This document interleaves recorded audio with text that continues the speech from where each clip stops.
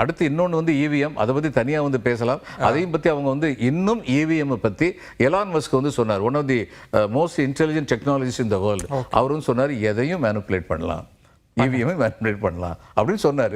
சொன்னது இங்கே கோட் பண்ணாங்க. நம்ம இவர் பாஸ்ட் பிரசிடென்ட் அப்துல் கலாம்கிட்ட வந்து அட்வைசராக இருந்த பொன்ராஜ் வந்து ரொம்ப விளக்கமாக சொன்னார் டிவி நிகழ்ச்சியில். பொன்ராஜ் என்ன தன்னுடைய சொந்த காசு செலவழிச்சா போக முடியும்? இந்த அரசியல் கட்சியில் வந்து அவரை கூட்டு போய் எலெக்ஷன் கமிஷனில் காமிக்கணும். எந்த அளவுக்கு எலெக்ஷன் கமிஷன் போயிட்டாங்கன்னா, ஒரு தரம் நீதிமன்றம் சொன்னாங்க, இனிமேல் இவிஎம் பற்றி யார் பேசினாலும் அவங்கள வந்து கிரிமினல் கேஸ் பண்ணணும், நீங்கள் ஆர்டர் கொடுங்கன்னு சொல்லி கேட்டாங்க. இது என்ன ஜனநாயகம்?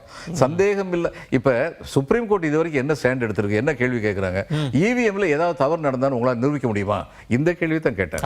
ஆனால் கேட்க வேண்டிய கேள்வி, இவிஎம்மில் தவறு நடப்பதற்கு வாய்ப்புகள் இருக்கின்றனவா? அதுதான் கேள்வி. அந்த வாய்ப்பு இருந்ததுன்னா 0.1% வாய்ப்பு இருந்தால் கூட இவிஎம் போனோம். ஏன்னா இந்த ஜனநாயகம் வந்து சந்தேகத்துக்கிடாமல் நான் யாருக்கு வாக்களித்தேன் என்பது எனக்கு நன்றாக தெரிய வேண்டும். அந்த வாக்கின் அடிப்படையில் தான், மெஜாரிட்டியின் அடிப்படையில் தான் அரசு தேர்ந்தெடுக்கப்பட்டிருக்கிறது அப்படிங்கிற நம்பிக்கை மக்களுக்கு வேணும். இன்னைக்கு இவிஎம்ல அந்த நம்பிக்கை இல்லை. அந்த இபேட்னு சொல்லி வந்தது வந்து என்ன பண்ணாங்க, அதை பார்த்தா சரி தெரிஞ்சிடும் யாருக்கு ஓட்டு போட்டிருக்காங்கன்னு. அதை வந்து ஸ்பொராடிக்காக வந்து 11% இல்லை 2% 3% செக் பண்ணால் போதுன்னு சொல்லி எலெக்ஷன் கமிஷன் சொன்னாங்க. அதை சுப்ரீம் கோர்ட் ஏற்றுக்கிட்டாங்க. First mistake. செகண்ட் மிஸ்டேக்கு, அது எப்போ எண்ணணுமா, எல்லா எலெக்ஷன் கவுண்டிங்லாம் முடிஞ்சிருச்சுன்னு சொன்னதுக்கப்புறம் அதை எண்ணுங்க. நாங்கள் எவன் எண்ணுவேன், அல்லது எவன் எண்ணாலும் அதை பற்றி யாருக்கு என்ன கவலை? எக்ஸ்பிளைன் இந்த மிஷின் வச்சு தான் நாங்கள் எலெக்ஷன் ஜெயிச்சிருக்கிறோம், இந்த மிஷின் வச்சு தான் நாங்கள் எலெக்ஷன் தோற்றுருக்கோம். நான் மொழி கேட்குறேன், மிஷினில் கோளாறுன்றது யாரும் சொல்ல, மிஷினில் குளறுபடி செஞ்சு வாக்குகள் பெற முடியாது. மிஷினில் குளறுபடி செய்யவே முடியாது. ஏன்னு சொல்கிறேன், இந்த மிஷின் வந்து நெட்வொர்க் கிடையாது. உங்கள் ஃபோனும் என் ஃபோனும் ஒரு ஸ்மார்ட் ஃபோனாக இருந்தால் ஒரு நெட்வொர்க்கில் இருக்கிறோம், ஒரு டெலிகாம் நெட்வொர்க்கில் இருப்போம், இல்லாட்டி ஒரு சாஃப்ட்வேர் நெட்வொர்க், iOS-ஆக இருக்கலாம், ஆண்ட்ராய்டாக இருக்கலாம், அந்த மாதிரி நெட்வொர்க்கில் கனெக்டட். இந்த மிஷின் வந்து கனெக்டட் கிடையாது. ரெண்டுமே இண்டிபெண்டன்ட் மிஷின்ஸ். இந்த மிஷினை குளறுபடியே பண்ண முடியாது. ஒரு மிஷினை நீ நோண்டினா கூட இன்னொரு மிஷினில் ஒன்றும் பாதிப்பு வராது.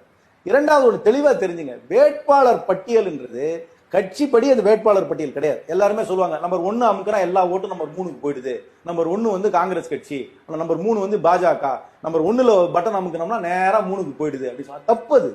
ஏன்னா ஒரு தொகுதியிலையும் அந்த வேட்பாளருடைய ஆல்பபெட்டிக்கல் ஆர்டர்ல தான் நம்ம போடுறோமே தவிர கட்சிப்படி அந்த லிஸ்ட் வரது கிடையாது. வேட்பாளரோட லிஸ்ட் எப்ப தெரியும்? லாஸ்ட் டேட் ஆஃப் விட்ராவல் வரைக்கும் யாருக்குமே அந்த லிஸ்ட் தெரியாது. ஒரு தொகுதியில் ஒரு ஆனந்த் இருப்பாரு, இன்னொரு தொகுதியில் ஒரு ஜஹீர் இருப்பாரு, இன்னொரு தொகுதியில் ஒரு பாலு இருப்பாரு. ABZ தான் வரும். அது எந்த கட்சியில் அவங்க இருக்காங்கன்னு தெரியாது. அதனால கட்சிப்படி ஆர்டர் கிடையாது. National parties, state parties, recognise பார்ட்டிஸ்க்குள்ள alphabetical order of the candidates தான். Alphabetical order of the candidates எப்படி முன்னாடியே எப்படி ப்ரோக்ராம் பண்ணி அனுப்புறது? இந்த சென்ட்ரல் மெட்ராஸ்ல ஒரு ஆர்டர் இருக்கும், அந்த பக்கத்து தொகுதியில் இன்னொரு ஆர்டர் இருக்கும். இங்க வந்து வேட்பாளர் நம்பர் 1 காங்கிரஸ் வேட்பாளர் இருப்பாரு, அந்த பக்கத்து தொகுதியில வேட்பாளர் நம்பர் 2 காங்கிரஸ் வேட்பாளர். உங்களுடைய கெஸ்ஸிங் தானே? கெஸ்ஸிங் கிடையாது, ஃபேக்ட். இது இல்ல ஃபேக்ட்னா சில வல்லுநர்கள் சொல்றாங்களே செய்ய முடியும், வாய்ப்பு இருக்குன்னு டெக்னாலஜி ரீதியாக வெளிப்படுத்துறாங்க. ஒண்ணும் பண்ணல. எலெக்ஷன் கமிஷன் வந்து மிஷினை வச்சு காமிச்சு ஓபனா சொன்னாங்க. வல்லுநர் சொல்றது போய் நீங்க சொல்றது உண்மையா? இந்த இதுல குளறுபடி செய்யலாம் சொல்றவர்கள் வல்லுநர்கள் கிடையாது. அப்படி வல்லுநர்கள் சொன்னால் அது பொய். அவ்வளவுதான் நான் சொல்றேன். உங்களுக்கு தெரியாதா? தெரிஞ்சது எனக்கு தெரிஞ்சதான் சொல்றாங்க. நான் ஃபேக்டா சொல்றேன். எலெக்ஷன் கமிஷன் வச்சாங்க, மிஷினை வச்சுட்டு யாராவது வந்து ஹேக் பண்ணுங்கன்னு சொன்னாங்க. ஒருத்தர் கூட வரவே இல்லையே. எலெக்ஷன் கமிஷன் நடத்தினாங்களா இல்ல? நீங்க சர்ச் பண்ணி பாருங்க. எலெக்ஷன் கமிஷன் ஓபனா வச்சாங்க, ஒரு டைம் கொடுத்து நாங்க மிஷினை வச்சிடறோம், யார் வேணும்னாலும் வந்து ஹேக் பண்ணி காமிங்கன்னு சொன்னாங்க. ஹேக் பண்ண முடியாது. இந்த மிஷினை ஹேக் பண்ணவே முடியாது. சரி, என்ன மேஜிக் நடக்குது? பிஜேபி தொடர்ந்து வெற்றி பெறுது, மக்கள் வாக்களிக்கிறான், ஜெயிக்கிறான், அதோட முடிஞ்சு போச்சு. அதிருப்தி, போராட்டங்கள், ஆர்ப்பாட்டங்கள் எல்லாமே நடக்குது, வெற்றி பெறாங்க. ஃபர்ஸ்ட் பாஸ்ட் தி போஸ்ட் சிஸ்டத்துல அவங்க